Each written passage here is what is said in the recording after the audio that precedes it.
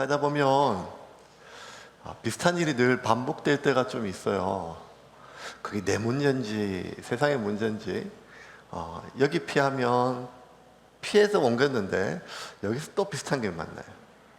참 힘들어가지고 이 사람을 피했는데 딴 데 갔더니 거기 또 똑같은 사람이 앉아 있는 거예요. 살다 보면 참 뭐가 이렇게 반복되고 또 반복되고 반복되나 이런 말들이 이런 생각되게 되죠.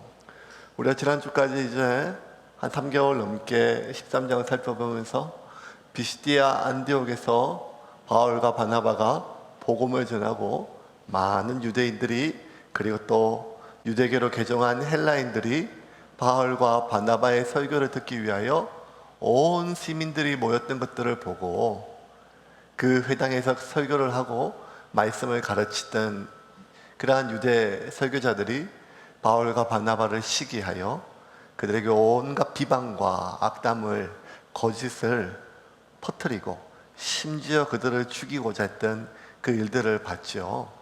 뭐 그러거나 말거나 은혜 안에 걸어갔던 바울과 바나바는 속상해하거나 억울함을 밝히거나 진심을 드러내기보다 그냥 발에 먼지를 툭툭 털면서 그 숨없이 들리는 말들과 눈초리와 그리고 이야기들 마치 발에 묻었던 먼지를 털듯이 마음에서 툴툴 털어버리고 그래 뭐 그렇게까지 싫다 하는데 하고 이고니온이라고 하는 지방으로 옮겼어요.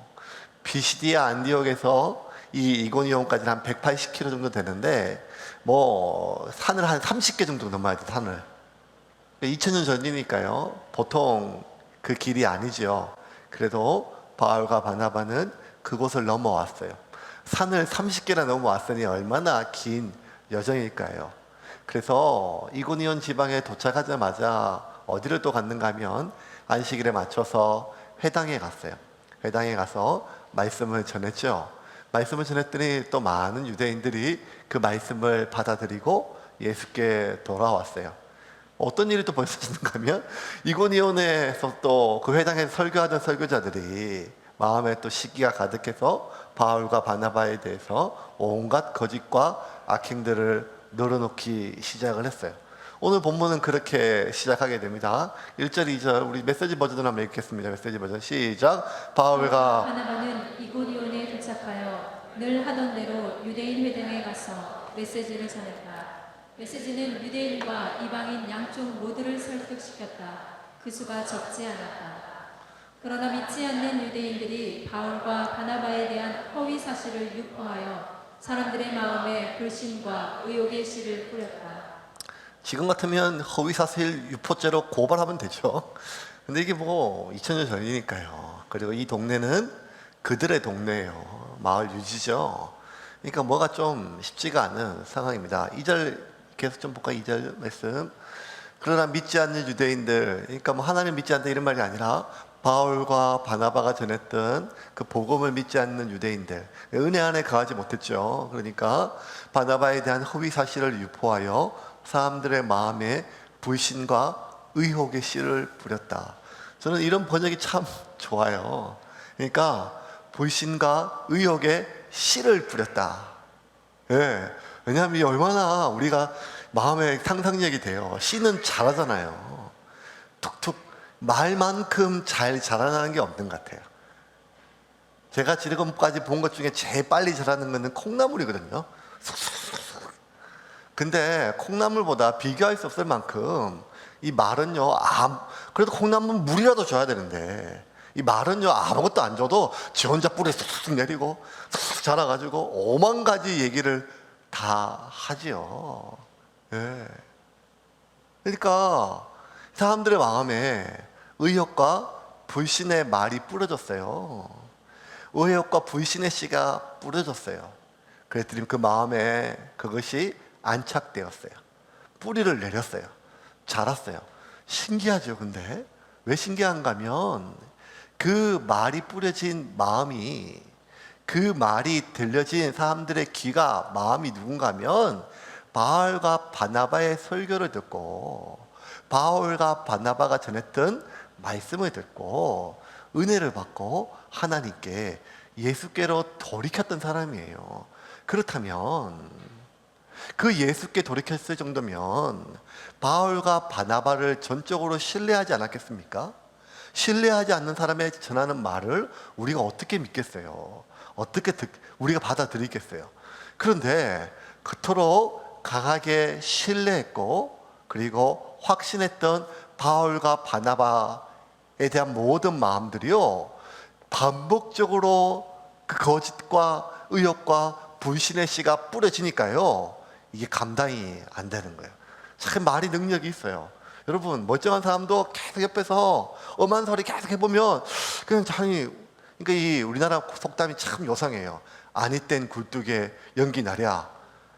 선조들이 아니 땐 굴뚝에 연기 안 난다 이렇게 못을 박아야 우리가 마음을 이렇게 굳건하게 할 건데, 아니 땐 굴뚝에 연기 나랴 하니까 자꾸 이상한 말들이 들어오면 제일 처음에는 아이 그럴 리가 없지, 그럴 만한 사람이 아니야, 내가 알고 있는데 그런 사람이 아니야 했다가도 갑자기 계속 어느 날 마음속에 이렇게 쑥 들어와요. 그런데 내가 모르는 뭐가 있는 거 아니야? 이렇게 시작하면 이제 이때부터 뭐가 골치 아프기 시작하죠. 의욕과 불신의 씨를 뿌렸어요. 그리고 그 의욕과 불신의 씨는 뿌리를 내리고 자랐어요. 신나게 자라서 나무가 되고 가시가 돼가지고 아주 사방도처에 바울과 바나바를 찌르는 가시가 되었어요. 사방의 가시예요. 이고니온 지방은 태어나서 이들이 처음 온 지방이에요. 누가 누군지를 몰라요. 그런데 사람들은 자기들을 알아요. 벌써 소문이 몇 바퀴 돌았으니까요. 벌써 눈초리가 이상하고 말하는 게 이상한 것 같아요. 지들끼리 수근거리는 말도 내 얘기를 하는 것 같아요. 자세히 들어보면 오늘 뭐 밥 먹었냐 뭐 이런 말인데 내 얘기를 꼭 하는 것 같아요. 이것만큼 사람 불편한 게 없거든요. 나는 모르는데 내가 모르는 말들이, 나에 대한 말들이 떠돌고 있고, 그리고 내가 하지 않은 말과 내가 하지 않은 일에 대한 그 수많은 거짓들이 사방에 떠다니면서 그는 가시가 되었어요. 그래서 바울과 바나바의 귀를 찌르고 마음을 찌르고 온 몸을 찔러대요. 말 그대로 가시방석이에요. 있을 수가 없어요. 얼마나 힘들겠습니까? 낯선 땅인데요. 그런데 이때 뭐가 필요하겠어요? 신앙의 힘이 필요하겠죠. 이럴 때 우리가 기도가 필요하죠. 하나님께 나아가서 기도해야 되지 않겠습니까? 하나님께 기도하죠. 하나님, 너무 억울합니다. 하나님, 진실이 드러나게 해주시고 저들의 거짓이 밝혀지게 하옵소서. 하나님, 내가 복음 전하러 여기까지 왔는데 저쪽 동네에서 그 고생을 하고 겨우 여기 왔는데 또 이런 일을 당했습니다. 억울해서 견딜 수가 없습니다. 하나님, 제 마음 위로해 주십시오. 하나님, 저 사람들하고 이제 같이 못 있겠습니까? 못 있겠습니다. 저것들을 뽑아버리든지 아니면 저를 옮겨 주십시오. 보통 우리가 이런 일을 당하면 우리가 하나님께 매달리고 기도하는 것들, 우리가 기대하는 것들, 우리가 바라는 것들 크게 세 가지로 요약할 수 있어요. 첫 번째는 뭔가 하면 진실이 드러나는 거예요. 그래서 그들의 거짓이 드러나는 거예요. 밝혀지는 거예요. 이거 안 되면 억울해서 견딜 수가 없어요. 두 번째는요, 위로받는 거죠. 하나님, 나 상처받았습니다. 속상합니다. 제 억울한 마음, 제 아픈 마음 위로해 주세요. 다윗의 시편도 상당수가 거의 대부분이 이런 말이에요. 하나님, 원통에 살 수가 없습니다. 저것들 다 어쨌든 처리해 주시고, 다윗도 뒤끝이 있어가지고 그냥 하나님 진실이 드러내 주십시오 이렇게 하면 되는데, 나중에 뭐라는가 하면 저들의 자식이 빌어먹게 하시고 부인들은 과부가 되게 하시고 뭐 죽으란 말이죠 하고, 어떤 말들은 뭔가 하면 죽은 뒤에도 구천을 떠들게 하고 뭐 이런 말들을 막 해요. 그러니까 다윗도 이게 보통 뒤끝이 아니에요. 이게 그만큼 얼마나 마음이 있겠어요. 세 번째로 뭔가 하면 단절시켜 달라는 거죠. 저것도 어디 보내주세요. 꼴도 보기 싫습니다. 아니 같이 못 있겠습니다. 저거 안 되면 저를 옮겨 주십시오. 차단시켜 주십시오. 이게 보통 우리가 하나님께 기도하고 또 신앙의 힘으로 이길 수 있는 힘 아니겠습니까? 그런데 여러분, 한번 우리가 좀 되짚어 생각하면 이 정도 우리가 진실 드러나고 사실과 함께 밝혀지고 위로받고 이 나로 하여금 이 문제가 되는 걸 차단시켜 주는 것, 이 정도 바라는 것은요, 굳이 우리가 하나님의 기적이나 기독교 신앙이 아니더라도 전 세계에 있는 모든 종교가 가지고 있고 종교인들이 일반적으로 기도하는 보편적이고 지극히 상식적인 거예요. 이런 기도가 잘못됐다는 것이 아니라, 이렇게 기도하면 안 된다는 것이 아니라, 우리의 기도가 이 정도에 멈춰 있다면, 우리가 하나님을 전지전능하시고 세상을 창조주 하나님으로 믿는다면, 그 하나님께 우리가 바라는 바가 그냥 전 세계에 있는 수많은 성황당에 있는 주목나무 하나 바라보고도 믿는 그 정도라면, 거기에 멈춘다면, 우리의 기도가 이 선을 넘지 못한다면, 우리가 하나님께 바라는 바가 이 선을 넘지 못한다면, 어차피 우리가 믿는 이 기독교 신앙은 종교 영역에 지나지 않을 수가 있는 거죠. 이런 기도가 잘못됐다는 것이 아니라 우리의 기도가 이 선을 넘지 못한다면. 근데 바울은 그 선을 넘었어요. 3절 한번 볼까요? 3절입니다. 3절 말씀 같이 읽겠습니다. 시작. 두 사도가 오래 있어 주를 힘입어 담대히 말하니 주께서 그들의 손으로 표적과 기사를 행하게 하여 주사 자기 은혜의 말씀을 증언하시니. 자, 누가는 참 재밌게 표현해요. 두 사도가 오래 있어서. 오래. 빨리 가야죠. 그런데 오래 있었어요. 오래라는 단어를 강조해서 두 사도가 오래 있었어요. 안 보면 되고 피하면 되면, 그럼 이 더러운 꼴 안 당하게 되고 이런 얘기 안 들어도 되고 그런 눈초리 내가 안 받아도 돼요. 비시디아 안디옥에서 옮겼기 때문에 이고니온에서도 옮기면 돼요. 다른 지역에 가서 복음 전하는 갑다 해가지고 옮기면 돼요. 그런데 왜 비시디아 안디옥에서는 바로 옮겼는데 이 이고니온에서는요 옮기지 않고 오래 머물렀어요. 아주 그냥. 이걸 읽는 순간에 제가 뭔 생각이 들었는가 하면, 그 이고니온 지방 해당에 있는 설교자들이 얼마나 마음이 불편했을까. 제가 좀 빨리 가면 좋은데 떠내기들, 저것들이 그게 계속 저렇게 눈치를 주고 온갖 얘기를 다 했는데 안 가고 계속 버티고 있으니까 저러다 이렇게 눌러앉는 거 아니야. 온갖 여러 가지 기도가 많아졌고 머리가 복잡해졌을 것 같아. 오래 있었대요. 오래 있었어요. 근데 이게 쉬운 일이 아니거든요. 왜냐하면 온 사방에 가시방석이고 나에 대한 말들을 듣고, 그리고 여러분 보세요. 사람들이 계속 자기 말을 신뢰해 준 것이 아니라 자기 말을 제일 처음에 들었을 때는 믿고 신뢰해 주다가 자꾸 자기에 대한 거짓과 오해와 모욕과 이런 비방을 들으니까 사람들의 마음이 흔들리고, 그리고 사람들이 하는 말들, 그 말들을요 제일 처음에 나온 것은 그 이고니온 해당의 설교자들이지만 그 말을 유통시키고 소비시키고 전했던 사람들은 그 회당에 모여있는 회중들이에요. 그러면 지금 바울이 불편한 사람은 그 몇몇 자기를 싫어하는 그 사람이 아니라 자기 말을 하고 있는 모든 대다수의 사람이 지금 자기를 찌른단 말이에요. 사람 대접 지금 못 받고 있단 말이에요. 더군다나 어떤 사람이 나한테 뭔 말을 하고 있는지, 어떨 때 나한테 앞에서 친절하게 대하지만 이 사람이 뭔 말을 하고 있는지를 잘 모르겠다는 거예요. 이게 진짜 사람을 의심하는 게 이 보통 어려운 게 아니에요, 여러분. 신천지 때문에 하여간 진짜 힘들어요. 새 가족이 오면 반가워야 되는데 이게 신천지 아니야? 이런 생각이 들면 이것만큼 지금 어려운 게 어딨겠습니까? 그런 것처럼 지금 나한테 하는 말들이 이 사람이 진심인지 의도가 있는지, 밖에서는 지들끼리 뭔 얘기를 하고 있는지, 이것들을 계속 머리를 돌리니까 이게 사는 게 얼마나 복잡하고 불편해집니까? 그런데 그 가시밭길 한가운데, 가시방석 한가운데 이들은 오래 머물렀어요. 그냥 오래 머무른 게 아니에요. 그래, 이 또한 지나갈 거다 하면서 지나가기를 바라면서 기다린 것도 아니에요. 아니면 하나님 버티고 견딜 수 있는 힘을 주십시오 하고 이 또한 빨리 지나가서 지나갈 동안 버티고 견딜 힘만 내게 주십시오, 뭐 그렇게 수동적으로 기다린 것도 아니에요. 오히려 그냥 사람들을 자극할까 봐 위축되고 조용히 찌그러져 있거나 입 닫고 있거나 이렇게 있었던 것도 아니에요. 그들이 뭐 했는가 하면 두 사도가 오래 있었는데 주를 힘입어 담대히 말하니, 담대히 끊김 없이 지속적으로 계속해서 이야기를 했대요. 하고 싶은 말을 다 했대요. 전해야 될 말을 다 전했대요.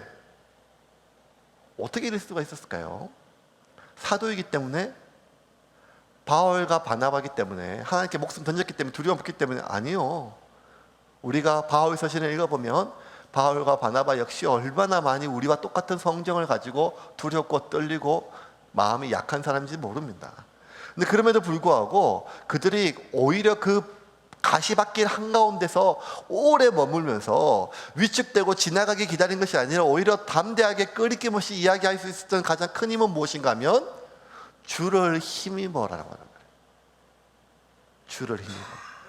주를 힘입어 그들이 그토록 담대하게 오래 머물면서 그들이 해야 할 길을 할 수 있었다는 거예요.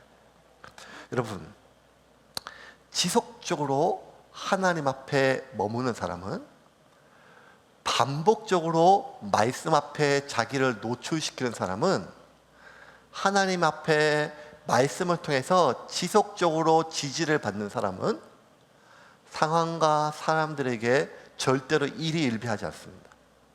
이게 중요해요, 여러분. 이 사람은 저거 참 대가 세. 저런 얘기를 듣고도 저렇게 계속 잘 다니는 거 보면, 그러면 그 사람이 부산 사람이라서 대가 세서 그런 게 아니고, 무딘 사람이 아니고, 지속적으로 그리고 반복적으로 기도를 통해서 하나님 앞에서, 말씀 앞에서 자신을 노출시킨 사람은 하나님의 지지를 받아요. 내가 하나님이 누구신지 확인하고 하나님 앞에 내가 누구인지를 확인한 사람은 사람과 상황에 일희일비하지 않고 자기가 가야 할 길을 계속 갈 수가 있습니다. 그렇지 않으면 날마다 사람들에게, 상황에 일희일비밖에 할 수밖에 없어요. 충분히 위축될 수 있어요. 충분히 주눅들 수 있는 사람이고 그런 상황이에요. 요즘 같은 시기가 또 그러니까요. 근데 그럼에도 불구하고 우리가 담대하게 우리의 길을 갈 수 있는 가장 큰 힘은, 여러분, 하나님 믿고 은혜 이런 게 아니라 구체적이어야 돼요. 지속적이고 반복적으로 기도를 통하여 하나님 앞에서, 그리고 지속적으로 반복적으로 말씀 앞에 자신을 노출시키는 사람은 상황에 일희일비하지 않음을 믿으시기를 바랍니다. 어떤 사람은요, 상황이 조금만 좋아지면요 방방 떠요. 온 교회가 다 알아요. 그 집사 좋은 일 있는 모양이다. 그러면서 하나님이 기도 응답해 주셨다고 그냥. 근데 지난주까지 그렇게 방방 떠가지고 하나님 은혜 주셨다고 해놓고 갑자기 이번 주에 푹 죽거나 아예 잠수 타서 얼굴이 안 보일 수 있어요. 하나님이 갑자기 그렇게, 물론 예수님도 3일만 살아났지만 하나님이 죽었다 살아났다 이런 분이 아니거든요. 그런데 마치 하나님이 죽은 것처럼, 내 삶의 모든 기도와 삶의 신앙에 의미 없는 것처럼 그렇게 늘어진 사람들이 참 많습니다. 이런 사람을 우리는 영적 조울증이라고 해요. 더 정확하게 얘기하면 영적이 아니라, 영적인 적이 없어요. 상황적 조울증이에요. 이런 사람은요, 날마다 뭘 살피는가 하면 상황을 체크하느라고 기진맥진이에요. 지금 이게 어떤 상황인지. 날마다 사람들의 말을 살피느라 기진맥진이에요. 저 말이 무슨 뜻인지. 날마다 사람들의 눈빛과 그들의 속내를 파악하느라 기진맥진이에요. 그 의도가 뭔지. 그러니 정작 나를 하나님 앞에서, 말씀 앞에서 노출시키고 내가 누구인지, 하나님이 누구인지 발견할 겨를이 없는 거예요. 왜냐하면 모든 안테나가 어디에 가 있는가 하면 이 상황과 사람에 가 있어요. 그래서 기가 막히게 잘 알지만, 사람들의 말들과 알지만 정작 자기가 가야 할 길을 가지 못하고 어느 순간 왔다 갔다 하는 사람들이 얼마나 많습니까?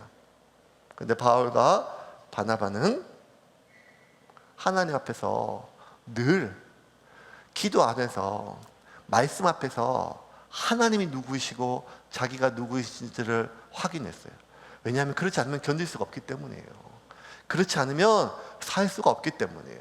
그렇지 않으면 계속 도망가야 되기 때문이에요.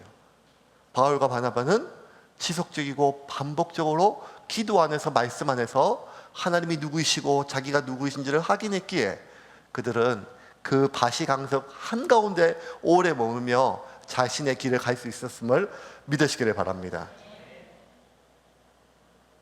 놀라운 일이 생겼어요.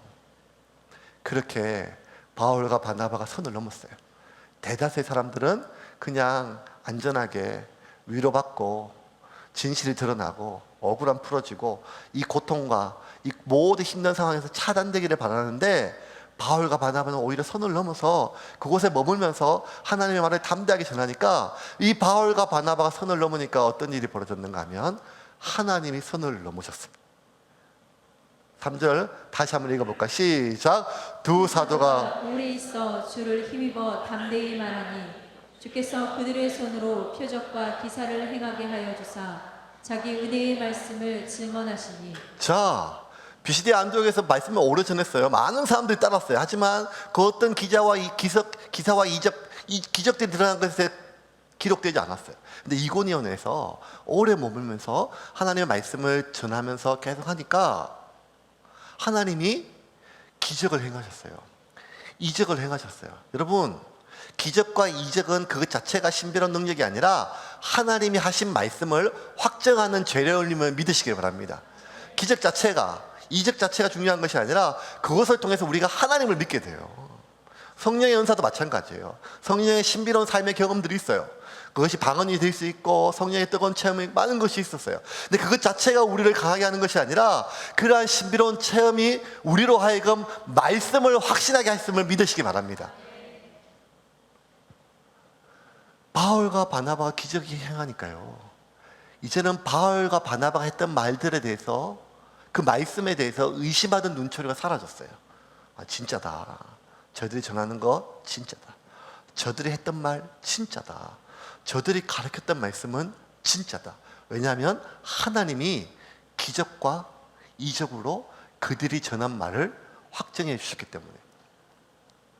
아마 병자들이 고침을 받았을 거예요. 그냥 일반적인 어떤 이런 병자가 아니라 수십 년 동안 누워있던 장애인들이나 심지어 귀신 들린 자나 이 수많은 사람들이 막 고침받는 일들이 많이 일어났는 모양이에요. 그러자 하나님께서 그들을 통하여 바울과 바나바가 전하는 말이 사실임을 확정하여 주셨어요. 하나님 기적을 행하게 주셨죠. 여러분, 하나님을 위하여 선을 넘는 자를 위해서 하나님이 선을 넘으심을 믿으시길 바랍니다. 근데 우리가 선을 넘지 않으면 하나님도 절대 선을 넘지 않아요. 그래, 그 정도. 오늘 내가 위로해 줄게. 오늘 하루 살 정도로. 근데 여러분, 재밌는 말씀이 뭔가 하면, 두 사도가 오래 있어 주를 힘입어 담대히 말하니, 주께서 여기서 어떤 단어를 빼는 것이 그 문맥과 문장에 더 자연스러워요. 뭔가 하면 그들의 손으로 이게 빼야 돼요. 사실은 담대히 말하니 주께서 표적과 기사를 행하게 하시니 하여 주사 자기 은혜의 말씀을 증언하시다. 그러니까 지금 주님이, 하나님이 직접 기적을 행하시고 그 행한 기적을 통해서 자기의 말씀을 확증하셨어요. 이게 문맥이 맞아요. 그런데 하나님이 굳이 뭐란가 하면 하나님이 행하신 일이거든요. 하나님이 행하신 기적이에요. 하나님의 말씀을 확증하기 위한 기적이에요. 그런데 하나님이 뭐라고 하는가 하면 그 기적을 내가 행한 이 기적이지만 그들의 손으로, 그들의 손끝에서 그 일을 행하게 하셨어요. 왜냐하면 이 사람 내가 함께 한다는 걸 보여주기 위해서요.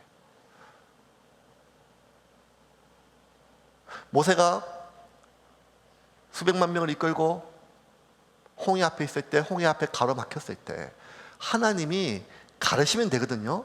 근데 모세한테 뭐라고 하면 손을 들으라고 하셨어요. 왜냐하면 모든 사람들 앞에, 모세를 불신하고 있는 사람들 앞에 내가 모세와 함께하고 있음을 보여주기 위해서요. 여러분, 그리스도인은 세상의 모든 사람들이 좋아할 수는 없어요. 그건 처음부터 그래요. 하지만 무시할 수도 없는 존재예요. 왜? 하나님이 함께 하시기 때문이에요. 오늘날 그리스도인들은 세상이 좋아하지도 않고 무시해도 아무 상관이 없어요. 왜냐하면 하나님의 함께 하심이 느껴지지 않기 때문에. 마을 동네에 있는 나무 하나도 그게 100년 되고 200년 돼서 제사 지내는 나무면 그거 나무 하나도 제대로 못 자르는 것이 인간 안에 있는 종교적 두려움이에요. 그런데 어쩌다가 그리스도인이 누가 뭐라고 해도 아무런 끄리낌 없이 두려움 없이 그러한 존재가 된 것은 우리의 연약함, 무능함 다 있겠지만 가장 큰 것 중에 하나는 무엇인가 하면 우리 안에 하나님의 임재가 드러나지 않기 때문이에요. 우리가 선을 넘지 않는데 하나님이 어찌 우리에게 선을 넘으시겠습니까? 우리가 여기까지라고 우리가 선을 지키는데 하나님 여기까지, 하나님 제가 더 이상 요구하지 않을 테니까 하나님 저한테 요구하지 마세요. 제가 주일 요 정도는 예배 드릴 테니까 그 정도, 하나님 내 헌금 요 정도는 하겠지만 그 정도, 내가 이 정도 내 삶에 내가 필요한 거, 내가 생각할 때 이 정도 내가 안전장치, 내 시간, 내 공간, 내 재정, 내 가족 뭐 이런 것들, 요거는 하나님 손대지 마세요. 요건 내가 최소한의 나를 위해서 안전한 삶이고 안락한 삶이니까 여기 밖에서 하는 건 내가 할게요. 하지만 너무 피곤한 것도 싫고 너무 번잡스러운 것도 싫고 너무 여기까지, 이렇게 선을 긋는 그리스도인들이 얼마나 많습니까? 이런 사람들이 1000만 명, 2000만 명 모인들 하나님의 임재가 나타날 수가 없죠. 죽어서 지옥 안 가고 천국 가고 주일에 예배 드리고 이 정도에 머무는 것이 아니라 하나님 우리에게 뭐라고 얘기하시는가 하면 내가 전부인가를 물으신 줄을 믿으시길 바랍니다. 하나님은 그들의 손에게 기적을 행하게 합니다. 어쩌면 오늘날 십자가의 원수는 이단들이나 기독교를 개독교로 비난하는 사람들이 아니라 교회 안에 머물러 있지만 철저하게 자신의 사생활과 자신의 시간과 자신의 영역을 선을 긋고 이 영역 안에는 하나님이 개입하지 않기를 바라면서 종교인으로 전락한 수많은 예배자들이 얼마나 많습니까? 나는 그리스도인이라고, 나는 교인이라고, 나는 목사라고, 나는 선교사라고. 이거는 교인의만의 문제가 아니고 목회자들의 문제입니다. 우리 성도님들 아시잖아요. 우리 선배 목사님들은요, 모든 삶을 다 바쳤잖아요. 그런데 제가 이번 주에 지난주에 재미있는 얘기를 하나 들었어요. 이제 그 신학대학 선배 친한 형님인데 그분이 이제 독일에서 네덜란드에서 공부하셔서 독일에서 이제 학위를 받고 이제 오셔서 이제 신학대학 교수가 되셨었는데 같이 이제 지나면서 밥 먹으면서 얘기를 하는데 저희 집에 한 번 부르셨는데, 희규야, 내가 유럽에 가보니까 참 한국 목사들 고생이 많더라. 저는 유럽에 있는 목사님들이 고생 많다는 줄 알았는데 그게 아니라 한국에서 목회하시는 분들이 고생이 많대요. 왜요? 그러니까 유럽에 비하니까, 유럽에 있는 목사들, 독일 같은 경우는요 목사가 월급이 나라에서 나오거든요. 독일은 국교회라서 종교세를 내요. 그래서 나라에서 나와요. 그래서 공무원이에요, 공무원. 그래서 휴가를 2달 간다더라. 2달. 2달 동안 가면 그러면 그 성도들은 어떻게 해요? 주변에 있는 교구 급한 일 있으면 그 사람들을 가라고 얘기하다더라. 그럼 2달 동안 전화도 하지 말고 심지어 메일도 못하게 한다더라. 그냥 이 2달은 나의 시간이니까. 유럽 가서 목회할 걸 뭐 이러면서 얘기하는 거예요. 그냥 장난삼아 하는 것들. 여러분, 오늘날 우리의 삶 가운데 여기까지 선을 긋는 교회가 얼마나 많습니까? 그것까지 뭐 교회에서 얘기를 하나? 그것까지 무슨 목사한테 얘기를 하나? 그건 알아서 하고 교회가 줄 수 있는 건 요 정도, 목사가 줄 수 있는 건 요 정도. 이렇게 선을 긋는 목사, 목회자, 교회. 그러니까 성도들도 나는 요 정도만 할 테니까 더 이상 나를 귀찮게 하지 마라. 내 이름을 알려고도 하지 마라. 그래서 등록할 때 전화번호하고 좀 받으려고 하니까 귀찮게 하지 마세요. 귀찮게 하지 마세요. 전화번호 달라니까 귀찮게 하는 게 아니고 귀찮게 하지 마세요. 결국 뭔가 하면 그 사람을 전도한 사람의 이름으로 등록했어요. 전화번호로. 귀찮게 하지 말아요. 제가 얼마나 신경 쓰이는가 하면 우리 교인들이 지금 한 160명 단톡방에 있잖아요. 주보만 올리는데 가끔씩 뭐가 이렇게 등록 이렇게 뭐가 이렇게 좀 이렇게 광고가 뜨면 가슴이 철렁철렁해요. 또 이게 또 귀찮을까 봐 나가면 어떡하지 이 방에서 뭐 이렇게 나가면 또 잡아와야 되니까.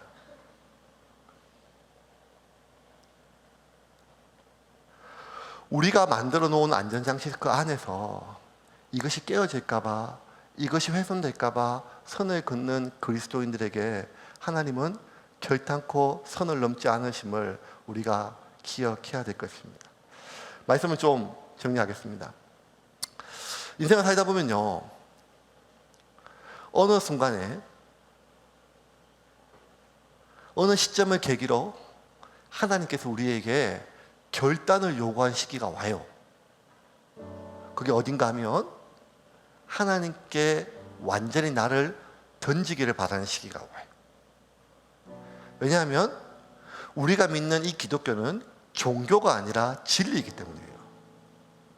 우리가 주일마다 이곳에 와서 예배를 드리는 이유는 지난 일주일 동안 살면서 받았던 수많은 스트레스를 위로받고 미래가 불투명하고 과거가 후회되니까 그 아쉬움과 불안을 해소하기 위하여 이곳에 모인 것이 아니라는 것입니다. 그 과거의 후회와 회환과 미래에 대한 불안, 우리 삶 가운데 있는 수많은 고단함을 해결하기 위해서라면 굳이 예수께서 십자가에 달리지 않아도 됐다는 것입니다.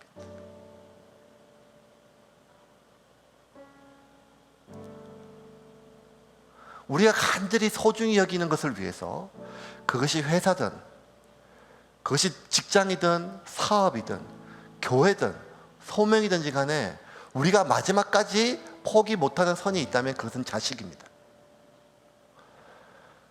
내가 이 자식을 희생하면서까지, 내가 이 가족을 희생하면서까지 이렇게 돈을 벌어야 되나?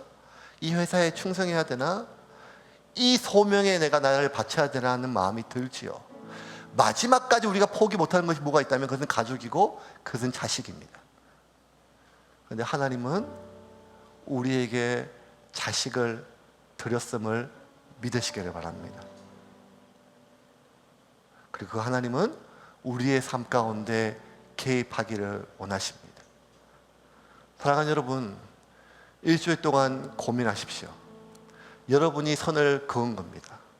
하나님의 손이 짧아 돕지 않은 것이 아니고 하나님이 기가 막혀 우리의 기도를 듣지 않는 것이 아니라 우리가 선을 그은 겁니다. 하나님 여기까지입니다. 그리고 우리가 그은 선은 하나님이 넘지 않기를 작정하셨습니다. 하나님이 마음만 먹으면 누구든지 마음을 열고 들어가서 그게 예수를 믿게 하시는데, 주님은 누구든지 내 말을 듣고 문을 열면 내가 그에게 들어가 그로 더불어 먹고 마신다고 하셨습니다. 하나님은 우리가 연 만큼, 우리가 깨뜨린 선만큼 나의 삶 가운데 개입하셔서 하나님의 기적과 하나님의 이적으로 역사하시는 분이십니다.